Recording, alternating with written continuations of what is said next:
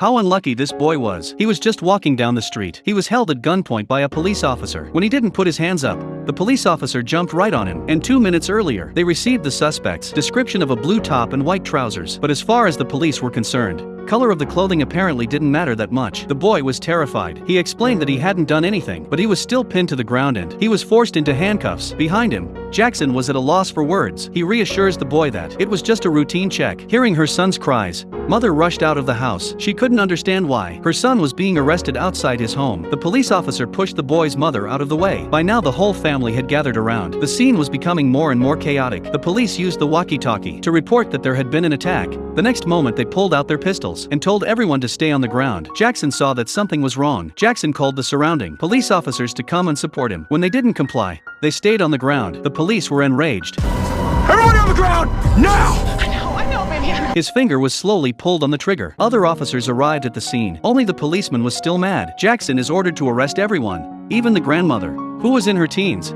was not spared. The colleague takes the police aside and says that the suspect had been arrested 2 minutes earlier, but the police officer, in a fit of rage, he wanted to continue arresting them for assaulting a police officer. Luckily, the colleague had the decency. These people don't respect authority. You grabbed the wrong guy. Your senior officer.